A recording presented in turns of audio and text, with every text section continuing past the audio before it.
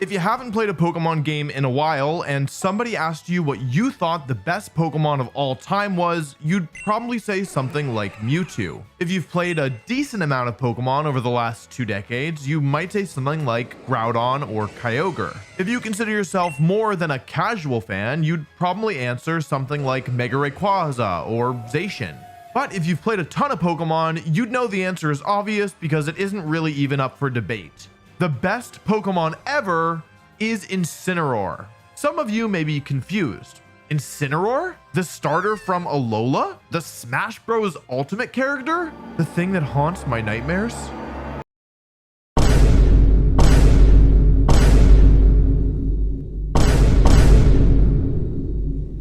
I myself won a regional using Landorus Therian as a special attacker on my Charizard X team. It looked like Landorus's victory at the World Championships was all but assured, but it didn't happen. Landorus once again placed second and third, but just like in 2013, it failed to bring home the title. The Pokemon standing in its way this time though wasn't Mamoswine, and it wasn't even a ground type.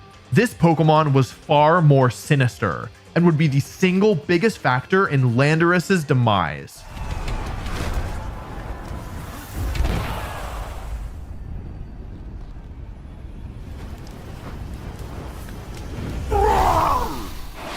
Incineroar. Of course, there is a reason why Gyarados is at the start of our list and not sitting atop the throne. Its reliance on once per battle mechanics makes it somewhat inconsistent as a sweeper, and as a support Pokemon, there are some very good Intimidate users that you can use instead. And these Pokemon are very well designed and are very well balanced and are good for the game. By introducing 2 new types with the sole purpose of giving Alakazam and friends a brain freeze and updating the stat system to allow counterplay for special attacking Pokemon, the building blocks were in place to make sure that Psychic was, if not nerfed, at least manageable. Or that's how it was supposed to go. But somehow, between these changes introduced in Generation 2 and our current game in Generation 9, Psychic types went off the rails and ended up as one of the worst types in the game.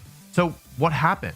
They added in combining these incredible stats with really good typing and the fact that it has a pretty deep move pool with both good offensive and supporting tools. I mean, it's really strong. Iron Hands won the only world championship that it was legal for, and the only reason it isn't higher on this list is that, well, but for now, let's talk about Hitmontop. Hitmontop is a pure fighting type Pokemon which serves primarily as a supporting Pokemon. It has one of the best abilities in all of competitive Pokemon, Intimidate, which lowers both opponents' physical attack stats every single time it switches in. On top of that, Hitmontop is able to use Fake Out, which, as I mentioned earlier, stops the target from moving the first time it switches in.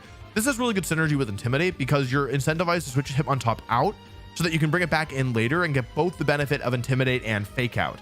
If you're thinking, wow, Intimidate and Fake Out sounds really strong together, it is. Starter Pokemon are some of the most beloved and memorable in the entire series. I mean, every game literally starts with you picking one to be your partner. To make sure these Pokemon feel special, they're across the board pretty good. Some are perhaps a little bit too good.